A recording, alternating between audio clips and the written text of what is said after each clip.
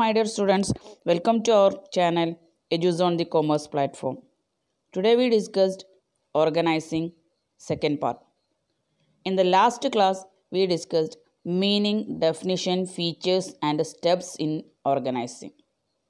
Okay, now we study different structure of organizing. That means functional structure, divisional structure and centralization and decentralization. Okay, what do you mean by functional structure? What is structure? That is the outline. Okay, then functional structure means it is formed by grouping to the entire work to be done into functional department. അതായത് ഒരു സ്ഥാപനത്തിൻ്റെ വർക്കുകൾ function ബേസിൽ department ആക്കുക. That is called functional structure. For example production department, marketing department, sales department, purchase department, etcetera etcetera. Okay, functional structure is formed by grouping to the entire work to be done into functional department. അവർ ചെയ്യുന്ന ഫങ്ഷൻ്റെ base വെച്ചിട്ട് department ആക്കാം. Four ഈ graph ഒന്ന് നോക്കൂ.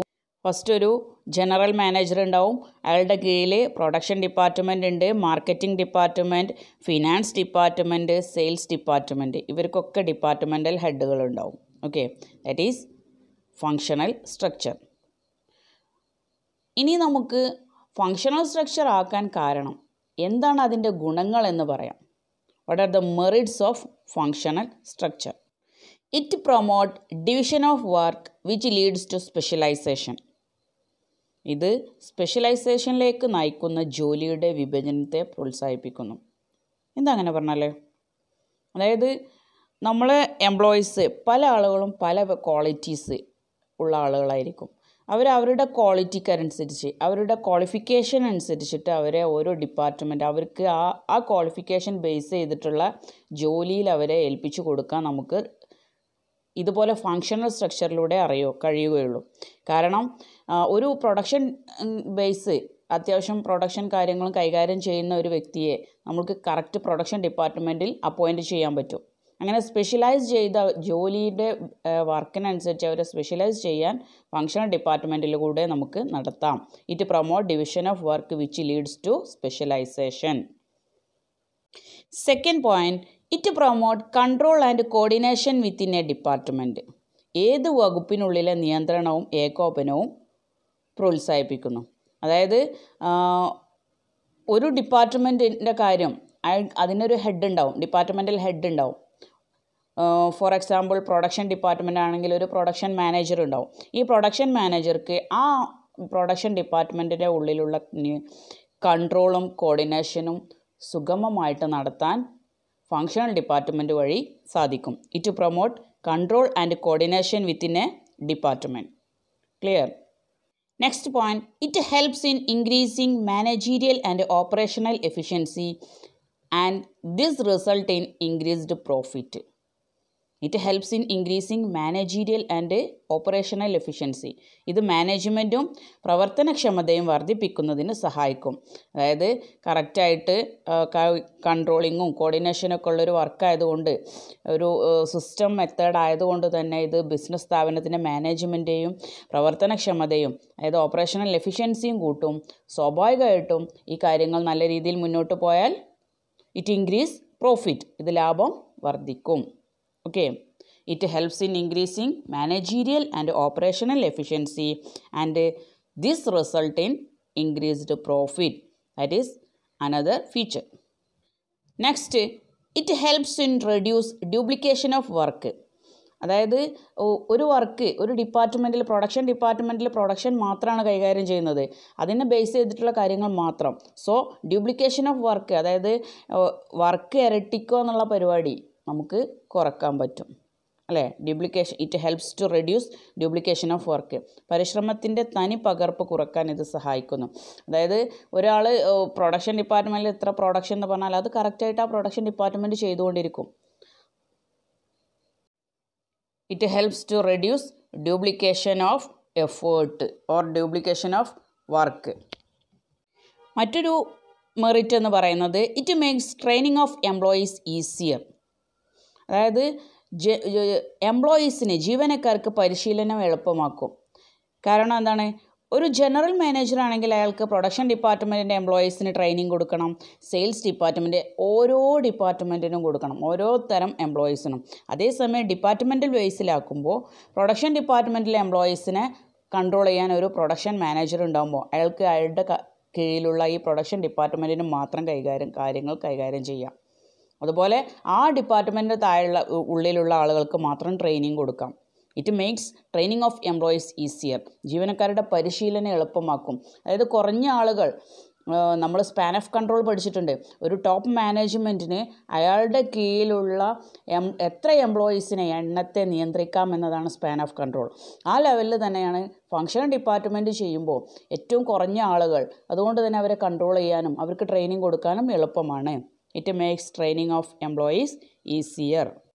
Next point എന്ന് പറയുന്നത് it ensure that different function get due attention. എന്താ അങ്ങനെ പറഞ്ഞാൽ, ഇറ്റ് എൻഷ്യൂർ ഉറപ്പുവരുത്തുന്നു ദാറ്റ് ഡിഫറെൻറ്റ് ഫങ്ഷൻ, വ്യത്യസ്ത ഫങ്ഷൻ ഗെറ്റ് ഡ്യൂ അറ്റൻഷൻ, വ്യത്യസ്ത പ്രവർത്തനങ്ങൾക്ക് ഉചിതമായ ശ്രദ്ധ ലഭിക്കുന്നുവെന്ന് ഉറപ്പാക്കും.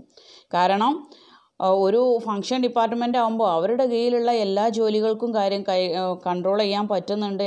അയാളുടെ കീഴിലുള്ള നമ്മൾ നേരത്തെ പറഞ്ഞ സ്പാൻ ഓഫ് കൺട്രോൾ മെത്തേഡ് പോലെ തന്നെ, അതായത് തൻ്റെ കീഴിലുള്ള ജോലിക്കാരെ നിയന്ത്രിക്കാൻ, അവർക്ക് ഓരോരുത്തർക്കും വേണ്ട ശ്രദ്ധ കേന്ദ്രീകരിക്കാൻ ഇതുപോലുള്ള ഫങ്ഷണൽ ഡിപ്പാർട്ട്മെൻറ്റ് ബേസിൽ സ്ട്രക്ചർ ചെയ്തിട്ടുണ്ടെങ്കിൽ ഗുണമാണെന്നാണ് പറയുന്നത്. Okay, it ensure that different function get due attention, വ്യത്യസ്ത പ്രവർത്തനങ്ങൾക്ക് ഉചിതമായ ശ്രദ്ധ ലഭിക്കുന്നുവെന്ന് ഉറപ്പുവരുത്തുന്നു. ഒരു നാണയത്തിൻ്റെ ഇരുവശം എന്ന് പറയുന്നത് പോലെ അഡ്വാൻറ്റേജസ് പറഞ്ഞപ്പോൾ സ്വാഭാവികമായിട്ട് നമുക്ക് അടുത്ത് എന്തായിരിക്കും? യെസ്, ഡിസഡ്വാൻറ്റേജസ്, അതിൻ്റെ ദോഷങ്ങളും പറയാനുണ്ടാവും അല്ലേ? ഒരു ഗുണം പറയുമ്പോൾ അതിൻ്റെ നേരെ ഓപ്പോസിറ്റായിട്ട് നമുക്കതിൻ്റെ ദോഷങ്ങളും ഉണ്ടാവും. ഫങ്ഷണൽ സ്ട്രക്ചറിന് ഒരുപാട് ദോഷങ്ങളുണ്ട്. എന്തൊക്കെയാണെന്നാണ് നമ്മൾ പറയാൻ പോകുന്നത്. First one, each departmental head give more importance to their departmental objectives than overall organisation objective. ശരിയാണ് അല്ലേ? ഓരോ ഡിപ്പാർട്ട്മെൻറ്റൽ ഹെഡുമാരും അവരുടെ ഡിപ്പാർട്ട്മെൻറ്റ് നല്ല രീതിയിൽ വർക്ക് ചെയ്യണം, ആ ഡിപ്പാർട്ട്മെൻറ്റിന് നല്ല കാര്യങ്ങൾ ഉണ്ടാവണം എന്നാണ് അവർ കോൺസെൻട്രേറ്റ് ചെയ്യുള്ളൂ. ദാൻ എന്തിനേക്കാളേറെ ഓവറോൾ ഓർഗനൈസേഷൻ ഒബ്ജക്റ്റീവ്, സ്ഥാപനത്തിൻ്റെ മൊത്തം ലക്ഷ്യത്തേക്കാളേറെ താൻ വർക്ക് ചെയ്യുന്ന തൻ്റെ കീഴിലുള്ള ഡിപ്പാർട്ട്മെൻറ്റ് നല്ല രീതിയിൽ മുന്നോട്ട് പോകണമെന്നാണ് അവർ ചിന്തിക്കുക. അത് നെഗറ്റീവ് എഫേർട്ട് ഉണ്ടാക്കാൻ ചാൻസ് ഉണ്ട്. Each departmental head give more importance to their departmental objectives than overall organisation objectives. That is first disadvantages of functional structure. Next is in large functional organisation taking quick decision and coordination become difficult. വലിയ പ്രവർത്തന സ്ഥാപനങ്ങളിൽ പെട്ടെന്നുള്ള തീരുമാനങ്ങളും ഏകോപനവും എടുക്കുന്നത് ബുദ്ധിമുട്ടാണ്. അതായത് ഒരു department, വലിയൊരു ഫാക്ടറിക്ക് ആണെങ്കിൽ അതിൽ പ്രൊഡക്ഷൻ ഡിപ്പാർട്ട്മെൻ്റ് ആയിരിക്കും ഏറ്റവും അത്യാവശ്യം വലുത് അല്ലേ? അപ്പോൾ ലാർജ് ഫങ്ഷണൽ ഓർഗനൈസേഷൻ ആകുമ്പോൾ ടേക്കിംഗ് ക്വിക്ക് ഡിസിഷൻ, പെട്ടെന്ന് തീരുമാനം എടുക്കാൻ, കോർഡിനേഷൻ ഏകോപനം എടുക്കാനൊക്കെ ബുദ്ധിമുട്ടായിരിക്കും. That is another disadvantages. In large functional organization, taking quick decision, പെട്ടെന്ന് തീരുമാനം, and coordination, ഏകോപനം become difficult. നെക്സ്റ്റ് ഡിമെറിറ്റ് എന്ന് പറയുന്നത് Inter departmental conflict may arise in the absence of clear separation of responsibility. അതായത് ഉത്തരവാദിത്തത്തിൻ്റെ വ്യക്തമായ വിഭജനത്തിൻ്റെ അഭാവത്തിൽ ഇൻ്റർ ഡിപ്പാർട്ട്മെൻറ്റൽ വൈരുദ്ധ്യങ്ങൾ ഉണ്ടായേക്കാം. അപ്പം ഫങ്ഷൻ ഡിപ്പാർട്ട്മെൻറ്റിൽ ഫങ്ഷണൽ സ്ട്രക്ചർ ബേസ് വെച്ച് നോക്കുകയാണെങ്കിൽ നമ്മുടെ ഒരു പ്രൊഡക്ഷൻ ഡിപ്പാർട്ട്മെൻറ്റിന് കൊടുത്ത വർക്ക്, അവരുടെ റെസ്പോൺസിബിലിറ്റി എന്താണെന്ന് കൃത്യമായിട്ട് അവരോട് എക്സ്പ്ലെയിൻ ചെയ്തിട്ടില്ലെങ്കിൽ അവർ പറയും ഇത് ഞങ്ങളുടെ ഡ്യൂട്ടി അല്ല, ഞങ്ങളുടെ റെസ്പോൺസിബിലിറ്റി അല്ല, സെയിൽസ് ഡിപ്പാർട്ട്മെൻറ്റിൻ്റേതാണ്. അങ്ങനെ രണ്ട് ഡിപ്പാർട്ട്മെൻറ്റുകൾ തമ്മിൽ അല്ലെങ്കിൽ മറ്റു ഡിപ്പാർട്ട്മെൻറ്റുകൾ തമ്മിൽ അവർക്കിടയിലൊരു കോൺഫ്ലിക്റ്റ് ഉണ്ടാവാൻ, അഭിപ്രായ വ്യത്യാസം ഉണ്ടാകാൻ ഈ ഫങ്ഷണൽ സ്ട്രക്ചർ കാരണമാകും. ഇൻ്റർ ഡിപ്പാർട്ട്മെൻ്റൽ കോൺഫ്ലിക്റ്റ്, മറ്റു ഡിപ്പാർട്ട്മെൻറ്റുകൾ തമ്മിലുള്ള അഭിപ്രായ വ്യത്യാസം may arise in the absence of clear separation of responsibility. ഓരോരുത്തരുടെയും ഉത്തരവാദിത്തം വ്യക്തമായി നിർവചിച്ചിട്ടില്ലെങ്കിൽ അത് മറ്റു ഡിപ്പാർട്ട്മെൻറ്റുകളുമായിട്ട് അഭിപ്രായ വ്യത്യാസം ഉണ്ടാകുമെന്നാണ് മൂന്നാമതായിട്ട് പറയുന്ന ഒരു ഡ്രോബാക്ക്. ഓക്കെ, അപ്പോൾ ഏതൊക്കെ കാര്യങ്ങളാണ് നമ്മൾ പറഞ്ഞത്? ഒന്ന്, സ്ഥാപനം വലുതാവുന്നതിനനുസരിച്ച്, ഡിപ്പാർട്ട്മെൻറ്റ് വലുതാവുന്നതിനനുസരിച്ച് പെട്ടെന്നുള്ള തീരുമാനം എടുക്കാൻ ബുദ്ധിമുട്ടാണ്. പിന്നെ ഇൻ്റർ ഡിപ്പാർട്ട്മെൻ്റൽ കോൺഫ്ലിക്റ്റ് ഉണ്ടാവാൻ ചാൻസ് ഉണ്ട്.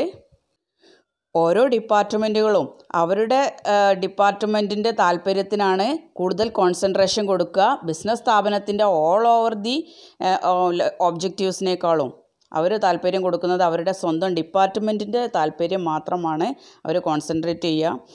ഇതൊക്കെയാണ് ഫങ്ഷണൽ ഡിപ്പാർട്ട്മെൻറ്റ് കൊണ്ടുള്ള ദോഷങ്ങൾ. Okay, inter departmental conflict may arise in the absence of clear separation of responsibility. അപ്പോൾ നമ്മൾ ഫങ്ഷണൽ സ്ട്രക്ചർ എന്താണെന്ന് പറഞ്ഞു, അതിൻ്റെ മെറിറ്റ് ആൻഡ് ഡീമെറിറ്റും പറഞ്ഞു കഴിഞ്ഞു അല്ലേ. അടുത്തായിട്ട് നമുക്ക് ഡിവിഷണൽ സ്ട്രക്ചറിനെ കുറിച്ചിട്ട് പറയാം. ഡിവിഷണൽ സ്ട്രക്ചർ ആ പേരിലൂടെ തന്നെ നമുക്കറിയാൻ പറ്റും അല്ലേ, ഡിവിഷൻ ആക്കുകയാണ്. നമ്മൾ ഡിപ്പാർട്ട്മെൻ്റൽ ബേസിൽ ഫങ്ഷൻ ബേസിൽ ക്ലാസിഫൈ ചെയ്യാണ് ഫങ്ഷണൽ സ്ട്രക്ചർ എന്ന് പറഞ്ഞു. ഇവിടെ നമ്മൾ പറയാൻ പോകുന്നത് ഡിവിഷണൽ സ്ട്രക്ചറാണ്. Divisional structure, grouping of activities on the basis of different product manufactured known as divisional structure of organization. അതായത് grouping of activities on the basis of different പ്രൊഡക്ഷനാണ്. നമ്മൾ നേരത്തെ പറഞ്ഞത് എന്താണ്? ഫങ്ഷനാണ്. അവർ ചെയ്യുന്ന പ്രൊഡക്ഷൻ, സെയിൽസ്, പർച്ചേസ്, ഫിനാൻസ്, അങ്ങനെ അവർ ചെയ്യുന്ന വർക്ക് ബേസിലാണ് ചെയ്തത് അല്ലേ. അവരുടെ വർക്കിനനുസരിച്ച് നമ്മൾ ക്ലാസിഫൈ ചെയ്തു. ഇവിടെ എങ്ങനെയാണ്? അവരുണ്ടാക്കുന്ന ഓരോ പ്രോഡക്റ്റ് ബേസിൽ ഡിപ്പാർട്ട്മെൻ്റ് ആക്കുകയാണ്. That is divisional structure. Grouping of activities on the basis of different product manufactured known as divisional structure of organisation. Each division has a divisional manager responsible for performance. ഓരോ ഡിവിഷനും അവരുടേതായ divisional മാനേജർമാരുണ്ടാവും, അവരുടെ work performance evaluate ചെയ്യാൻ. Okay, each division is multi functional because within each division function like production, marketing, finance etcetera are perform together to achieve common goal. ഇവിടെ നമ്മൾ functional ഡിപ്പാർട്ട്മെൻറ്റിൻ്റെ ഒരു expansion ആയിട്ടാണ് പറയുന്നത്. കാരണം ജസ്റ്റ് ഫങ്ഷണൽ ഡിപ്പാർട്ട്മെൻറ്റിൽ എങ്ങനെയാണ്? ഒരു ജനറൽ മാനേജർ, അയാളുടെ താഴെ ഒരു production department, sales, purchase department ഉണ്ടാവും. ഇവിടെ പറയുന്നത് ഒരു ജനറൽ മാനേജർക്ക് താഴെ വ്യത്യസ്ത പ്രോഡക്റ്റുകളാണ്, പ്രോഡക്റ്റ് ബേസിൽ ഡിവൈഡ് ചെയ്യാണ്. അപ്പോൾ ജസ്റ്റ് ഈ ഗ്രാഫിൽ നോക്കിയാൽ അറിയാം, ജനറൽ മാനേജറുടെ താഴെ ഒരു textiles, electrical, footwear, skin care, അങ്ങനെ ഓരോ ഡിപ്പാർട്ട്മെൻ്റ് ഉണ്ട്. ഈ ടെക്സ്റ്റൈൽസിന് ഒരു പർച്ചേസ് ഡിപ്പാർട്ട്മെൻ്റ് ഉണ്ട്, ഫിനാൻസ് ഡിപ്പാർട്ട്മെൻ്റ് ഉണ്ട്, പ്രൊഡക്ഷൻ ഡിപ്പാർട്ട്മെൻറ്റ്, മാർക്കറ്റിംഗ് ഡിപ്പാർട്ട്മെൻറ്റ് അല്ലേ. നമ്മുടെ ഫങ്ഷണൽ സ്ട്രക്ചറിൽ എങ്ങനെയാണ്? ഒരു ടെക്സ്റ്റൈൽസ് മാത്രമേ ഉണ്ടാവും, ഒരു മാനേജർ ഉണ്ടാവും, താഴെ ഒരു ടെക്സ്റ്റൈൽസ് ഉണ്ടാവും, അവർക്ക് ഈ 4 department. That is functional department. ഇവിടെ നമ്മൾ ഡിവിഷണൽ ഡിപ്പാർട്ട്മെൻറ്റ് ആകുമ്പോൾ മാനേജർ, അയാളുടെ താഴെ ഡിഫറെൻറ്റ് പ്രോഡക്റ്റ് ഉണ്ടാവും, ഓരോ പ്രോഡക്റ്റിനും വ്യത്യസ്ത സെയിം ലെവലുള്ള ഡിപ്പാർട്ട്മെൻറ്റ് ഉണ്ടാവും. ഇപ്പോൾ ടെക്സ്റ്റൈൽസ് ആണെങ്കിൽ അവരുടെയും പർച്ചേസ് ഡിപ്പാർട്ട്മെൻറ്റ് ഉണ്ടാവും, ഇലക്ട്രിക്കൽ വർക്കാണെങ്കിൽ അവർക്കും പർച്ചേസ് ഡിപ്പാർട്ട്മെൻറ്റ് ഉണ്ട്, ഫുഡ്വെയർ ആണെങ്കിൽ അവിടെയും പർച്ചേസ് ഡിപ്പാർട്ട്മെൻറ്റ് സെപ്പറേറ്റ് ഉണ്ട്, സ്കിൻ കെയർ ദാറ്റ് ഈസ് അവിടെയും പർച്ചേസ് ഡിപ്പാർട്ട്മെൻറ്റ് ഉണ്ട്. ഓക്കെ, ഈ ഗ്രാഫിലൂടെ നമുക്ക് ഡിവിഷണൽ സ്ട്രക്ചറിന് ഒരു കൺക്ലൂഷൻ കിട്ടും.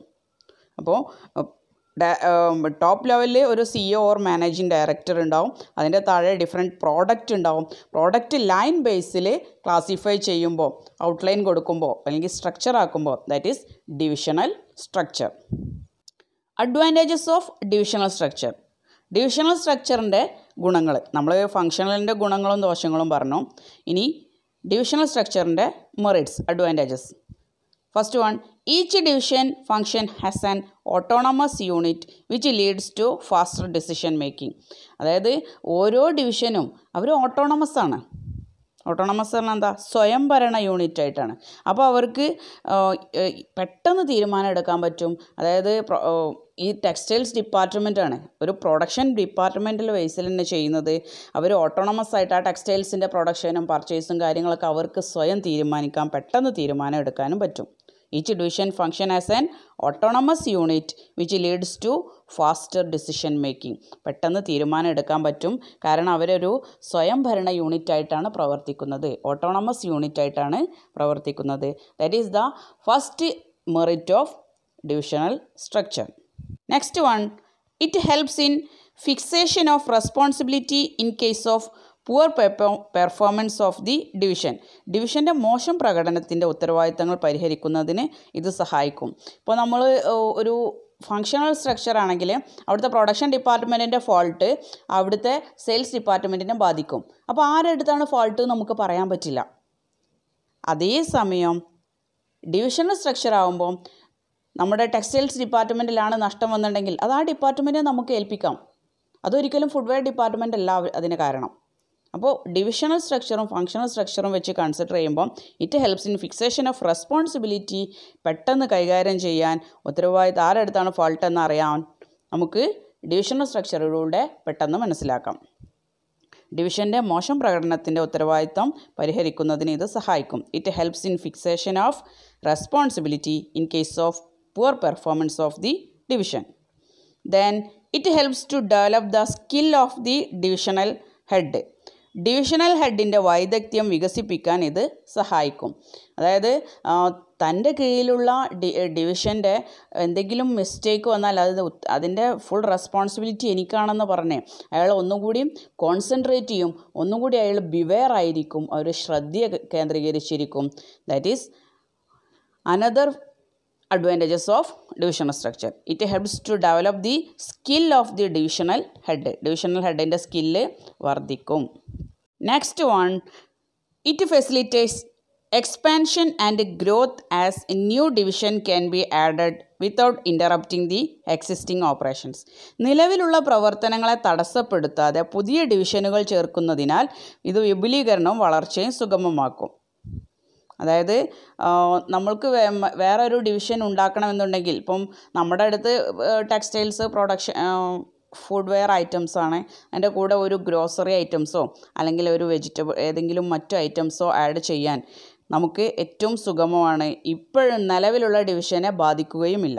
It facilitate expansion and growth as new division can be added without interrupting the existing operations.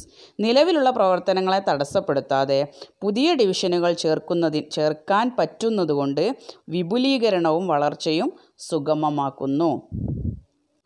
Advantages of divisional structure പറഞ്ഞു. ഇനി നമുക്ക് ഡിസ്അഡ്വാൻറ്റേജസ് ഓഫ് ഡിവിഷണൽ സ്ട്രക്ചറിനെ കുറിച്ചിട്ട് പറയാം. ഡിവിഷണൽ സ്ട്രക്ചറിൻ്റെ ദോഷങ്ങൾ എന്തൊക്കെയാണെന്നാണ് അടുത്തതായിട്ട് നമ്മൾ പറയുന്നത്. First one, conflict may arise among different division with reference to allocation of fund അനുവദിക്കുന്നതുമായി ബന്ധപ്പെട്ട് വിവിധ ഡിപ്പാർട്ട്മെൻറ്റുകൾക്കിടയിൽ സംഘർഷമുണ്ടാവാം. കാരണം വലിയൊരു ഡിപ്പാർട്ട്മെൻ്റൽ സ്റ്റോറൊക്കെ ആകുമ്പോൾ അവിടെ ഓരോ കാര്യങ്ങൾക്കും ഓരോ ഡിപ്പാർട്ട്മെൻറ്റിനും ഓരോ ഡിവിഷനും കൊടുക്കുന്ന ഫണ്ടിൽ ഞങ്ങൾക്ക് കുറച്ച് കിട്ടിയിട്ടുള്ള എന്ന് പറഞ്ഞിട്ട് ഫണ്ട് അനുവദിക്കുന്ന കാര്യത്തിൽ അവർ തമ്മിൽ അഭിപ്രായ വ്യത്യാസമുണ്ടാവാം. Conflict may arise among different divisions with reference to allocation of fund. മറ്റൊരു ഡിസഡ്വാൻറ്റേജസ് എന്ന് പറയുന്നത് it may leads to increase in cost since there may be a duplication of activities across product. ഉൽപ്പന്നങ്ങളിലുടനീളം പ്രവർത്തനങ്ങളുടെ തനി പകർപ്പ് ഉണ്ടാകാനിടയുള്ളതിനാൽ ഇത് ചെലവ് വർദ്ധിക്കുന്നതിലേക്ക് നയിക്കും.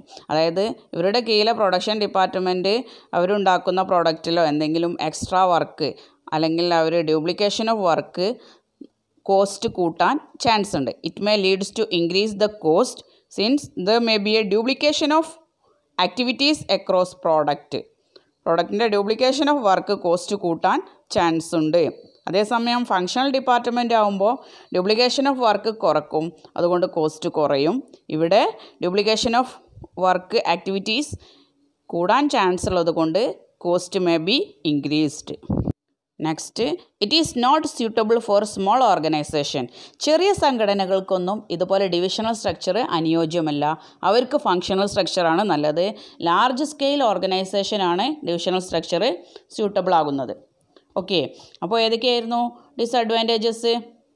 ഫസ്റ്റ് വൺ, ഫണ്ട് അനുവദിക്കുന്ന കാര്യത്തിൽ ഡിപ്പാർട്ട്മെൻറ്റുകൾ തമ്മിൽ, ഡിവിഷനുകൾ തമ്മിൽ ക്ലാഷ് ഉണ്ടാകും. പിന്നെ സ്മോൾ ഓർഗനൈസേഷൻ ഇത് സ്യൂട്ടബിൾ അല്ല. Okay, then duplication of work increase ചെയ്യുന്നത് കൊണ്ട് തന്നെ കോസ്റ്റ് കൂടാൻ ചാൻസ് ഉണ്ട്. ഇതൊക്കെയാണ് ഡിവിഷണൽ സ്ട്രക്ചർ കൊണ്ടുള്ള ഫോൾട്ട്, ഡിസഡ്വാൻറ്റേജസ്. ഓക്കെ, അപ്പോൾ നമ്മൾ ഫങ്ഷണൽ സ്ട്രക്ചർ എന്താണെന്ന് പറഞ്ഞു, ഡിവിഷണൽ സ്ട്രക്ചർ എന്താണെന്ന് പറഞ്ഞു, അതിൻ്റെ ഗുണങ്ങളും ദോഷങ്ങളെ കുറിച്ചിട്ടും പറഞ്ഞു. സ്വാഭാവികമായിട്ടും രണ്ട് കാര്യം പറഞ്ഞ സ്ഥിതിക്ക് ഇവ രണ്ടും തമ്മിലുള്ള വ്യത്യാസം കൂടി നമ്മൾ പഠിക്കേണ്ടതാണ്. അപ്പോൾ അടുത്തതായിട്ട് difference between functional structure and divisional structure. ഇതുപോലൊരു ഗ്രാഫ് വരക്കുക. ഒന്നാമത്തെ പോയിൻ്റ് ഫോർമേഷൻ ബേസിസിൽ. ഇറ്റ് ബേസ്ഡ് ഓൺ ഫങ്ഷൻ ബേസിലാണ് അല്ലേ. ഫങ്ഷണൽ സ്ട്രക്ചർ പേരിലൂടെ തന്നെ നമുക്കറിയാം ഫങ്ഷൻ ബേസിലാണ് നമ്മൾ ക്ലാസിഫൈ ചെയ്തത്. അതേസമയം ഡിവിഷണൽ സ്ട്രക്ചർ ആണെങ്കിലോ ബേസ്ഡ് ഓൺ പ്രോഡക്റ്റ് ലൈന്, വ്യത്യസ്ത പ്രോഡക്റ്റ് ഉണ്ടാക്കുന്നതിൻ്റെ അനുസരിച്ചിട്ടാണ് ഡിവിഷണൽ സ്ട്രക്ചർ ഉണ്ടാക്കിയത്. ദെൻ സ്പെഷ്യലൈസേഷൻ, അവിടെ എങ്ങനെയാണ് ഫങ്ഷണൽ സ്ട്രക്ചറിൽ ഫങ്ഷണൽ സ്പെഷ്യലൈസേഷനാണ്, ഡിവിഷൻ ആണെങ്കിലോ പ്രോഡക്റ്റ് സ്പെഷ്യലൈസേഷനാണ്, വ്യത്യസ്ത പ്രോഡക്റ്റുകളാണ് അവിടെ നോക്കുന്നത്. ദെൻ റെസ്പോൺസിബിലിറ്റി, ഫങ്ഷണൽ സ്ട്രക്ചറിൽ difficult to fix on a department, അതായത് റെസ്പോൺസിബിലിറ്റി ഡിപ്പാർട്ട്മെൻറ്റ് വെച്ചിട്ട് നോക്കാൻ ബുദ്ധിമുട്ടാണ്. അതേസമയം ഡിവിഷണൽ സ്ട്രക്ചറിൽ നമ്മളതിൻ്റെ മെറിറ്റൊക്കെ പറഞ്ഞതാണ്, ഈസി ടു ഫിക്സ് റെസ്പോൺസിബിലിറ്റി. കോസ്റ്റോ ഫങ്ഷണൽ സ്ട്രക്ചറിൽ എക്കണോമിക്കലാണ്, അതേസമയം ഡിവിഷണൽ സ്ട്രക്ചറിൽ കോസ്റ്റ് കൂടുതലാണ്. Okay, then coordination, difficult for multi product company, അതേസമയം ഡിവിഷണലാണെങ്കിലോ easy because all functions referred to a particular product are integrated in one department. അതായത് ഫങ്ഷണൽ സ്ട്രക്ചർ ആണെങ്കിൽ ഡിഫിക്കൽട്ടാണ്, മൾട്ടി പ്രോഡക്റ്റ് കമ്പനി ആകുമ്പോൾ കോർഡിനേഷൻ, അതേസമയം ഡിവിഷണൽ സ്ട്രക്ചർ ആണെങ്കിൽ ഈസിയാണ്. Okay, then managerial development, functional ഡിപ്പാർട്ട്മെൻറ്റിൽ difficult as each functional manager has to report to the top management. അതായത് functional structure ആകുമ്പോൾ എന്തായാലും അവരുടെ ടോപ്പ് മാനേജേഴ്സിനെ എല്ലാ കാര്യങ്ങളും അറിയിക്കണം, മറ്റത് ഡിവിഷണലിലും അറിയിക്കണം. പക്ഷേ തീരുമാനം എടുക്കാനും കാര്യങ്ങൾക്കൊക്കെ പെട്ടെന്ന് ടോപ്പ് മാനേജേഴ്സിനൊക്കെ അറിയിച്ച് വിവരം കിട്ടുമ്പോൾ അത് കുറച്ച് ഡിഫിക്കൽട്ട് തന്നെയാണ്. അതേസമയം ഡിവിഷണൽ സ്ട്രക്ചർ ആകുമ്പോൾ ഈസിയാണ്, ബിക്കോസ് എന്താണ് അതിൻ്റെ കാരണം, ഓട്ടോണമസ് യൂണിറ്റാണ് അവർ വർക്ക് ചെയ്യുന്നത്. Autonomy as well as the chances to perform multiple function helps in managerial development. ഇതൊക്കെയാണ് ഫങ്ഷണൽ സ്ട്രക്ചറും ഡിവിഷണൽ സ്ട്രക്ചറും തമ്മിലുള്ള പ്രധാനപ്പെട്ട വ്യത്യാസങ്ങൾ. ഒക്കെ ഡിഫറൻസ് ഒക്കെ ചോദിക്കുമ്പോൾ നമുക്ക് ഈസി ആയിട്ട് എഴുതാൻ രൂപത്തിലാണ് ഈ ടേബിള് പ്രിപ്പയർ ചെയ്തത്.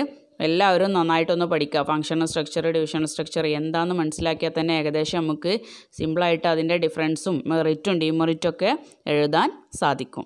ഓക്കെ, അടുത്തതായിട്ട് നമ്മൾ പറയാൻ പോകുന്നത് ഡെലഗേഷനാണ്. Delegation of authority. Delegation means granting of authority to subordinate to operate within the prescribed limit. Delegation എന്നാൽ കീഴുദ്യോഗസ്ഥർക്ക് നിർദ്ദിഷ്ട പരിധിക്കുള്ളിൽ പ്രവർത്തിക്കാനുള്ള അധികാരം നൽകുക. Granting of authority to subordinate to operate within the prescribed limit, നിർദ്ദിഷ്ട ലിമിറ്റിൻ്റെ ഉള്ളിൽ അവർക്ക് ജോലി ചെയ്യാനും ഉള്ള അതോറിറ്റി, അധികാരം അവർക്ക് കൊടുക്കുന്നതാണ് delegation. It enables managers to distribute his work load to other so that he can concentrate on important matters.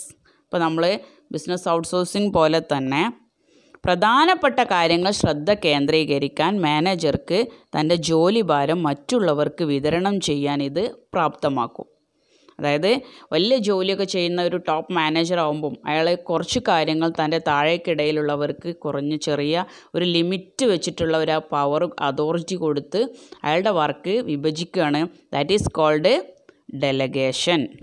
ഇനി പല എക്സാമുകളിലും ചോദിച്ച ക്വസ്റ്റ്യനാണ് what are the elements of delegation. ഡെലഗേഷൻ്റെ എലമെൻറ്റ്സ് ഏതൊക്കെയാണെന്ന് ഈ ഗ്രാഫിലുണ്ട്. Responsibility, authority, accountability. Authority, responsibility, accountability ആ രൂപത്തിലും പറയാം. എന്താണ് അതോറിറ്റി?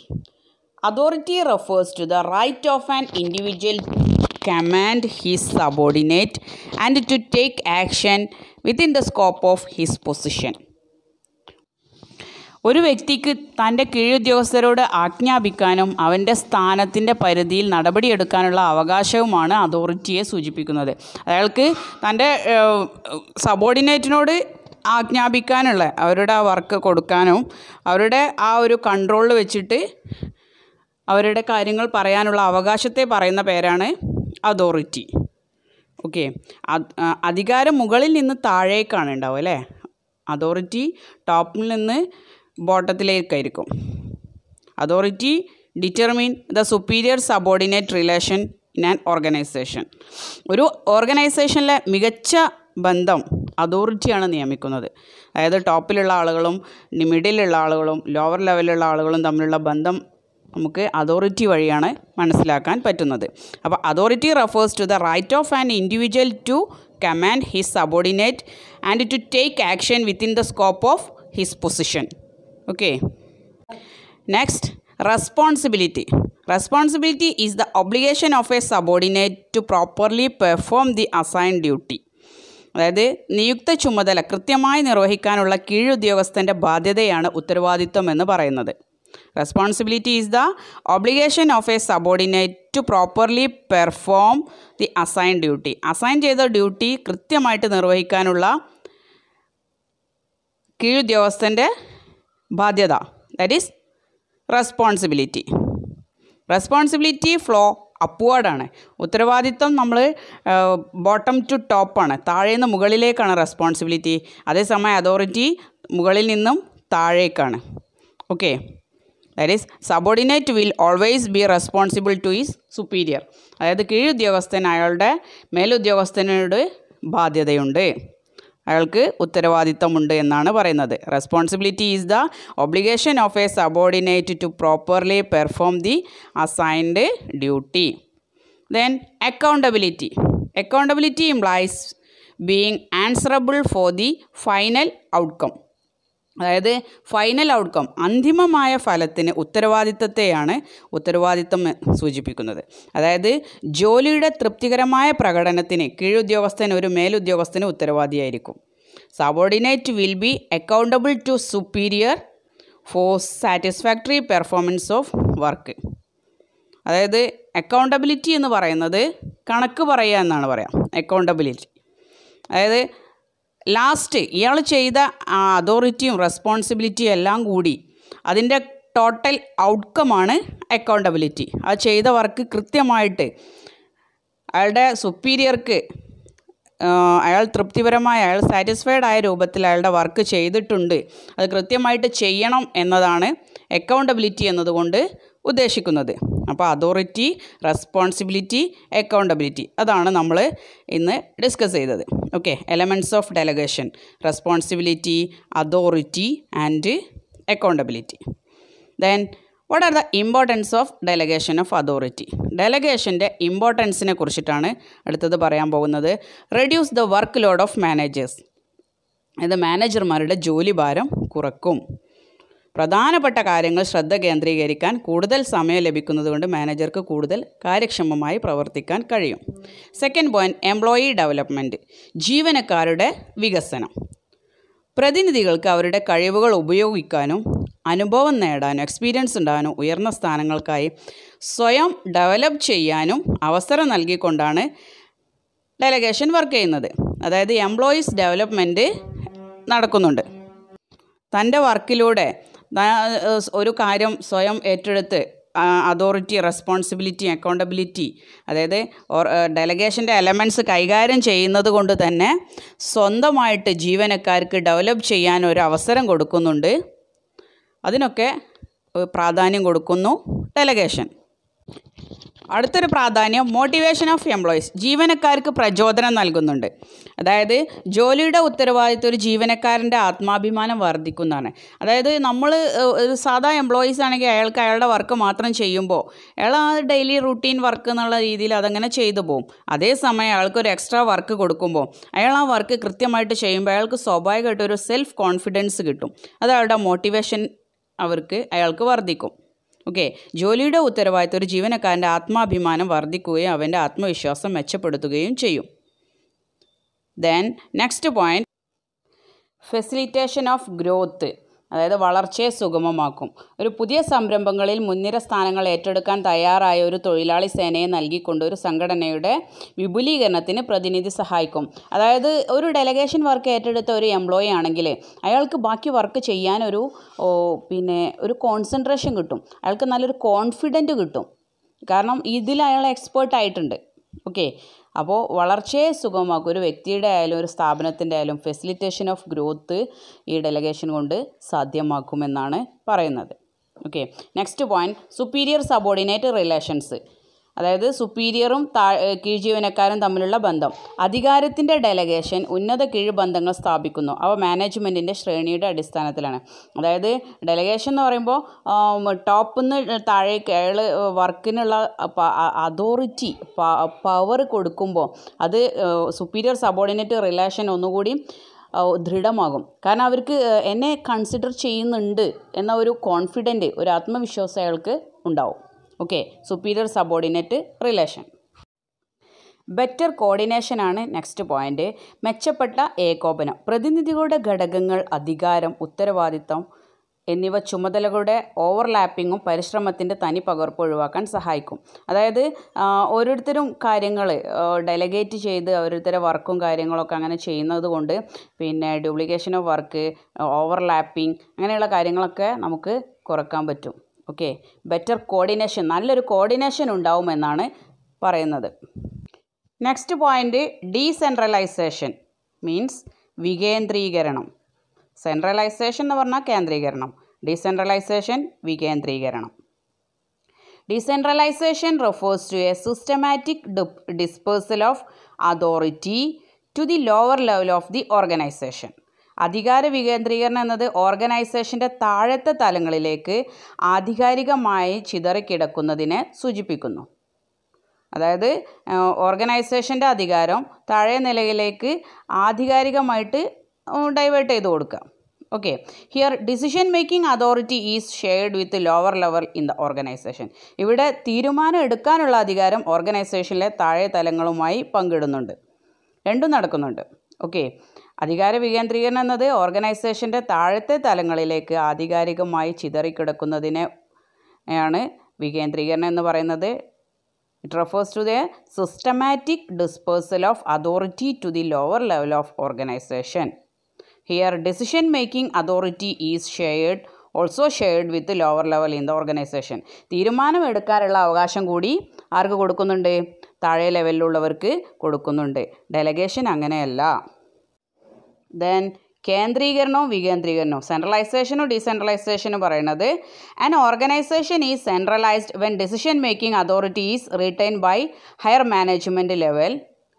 ഹയർ മാനേജ്മെൻറ്റ് ലെവലിൽ മാത്രമാണ് ഡിസിഷൻ മേക്കിംഗ് ഉണ്ടാകുക സെൻട്രലൈസേഷനിൽ. whereas is decentralized when such authority is delegated to lower level of management.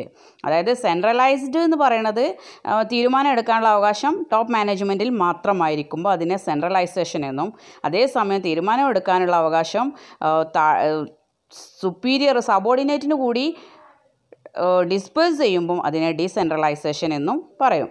There must be a balance between centralization and decentralization. സെൻട്രലൈസേഷനും ഡീസെൻട്രലൈസേഷനും തമ്മിൽ ഒരു balance ഉണ്ടായിരിക്കണം. ഒരു സ്ഥാപനം കംപ്ലീറ്റ് സെൻട്രലൈസ്ഡ് ആകാനും പാടില്ല, ഡീസെൻട്രലൈസ്ഡ് ആകാനും പാടില്ല. ബോത്ത് ആർ ബാലൻസ്ഡ്, ഒരു സന്തുലനം പാലിച്ചിരിക്കണം. കാരണം ഫുൾ അതോറിറ്റി ടോപ്പ് ലെവലിൽ അധികാരം ടോപ്പ് ലെവൽ മാത്രമാകാൻ പാടില്ല, കംപ്ലീറ്റ് അതോറിറ്റി ലോവർ ലെവലിന് കൊടുക്കാനും പാടില്ല.